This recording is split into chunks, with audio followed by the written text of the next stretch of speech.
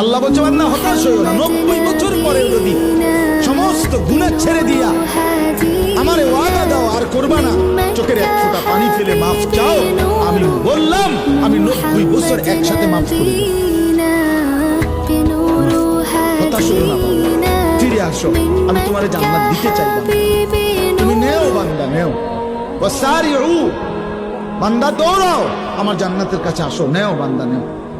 কোরআন শরীফ আল্লাহ ডাক দিছে, বান্দা আও না, আও না বান্দা, নেও না,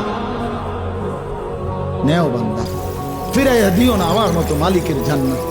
ইজা রাআইতা সাম্মা রাআইতা নাঈমান ওয়া মুলকান কাবীরা।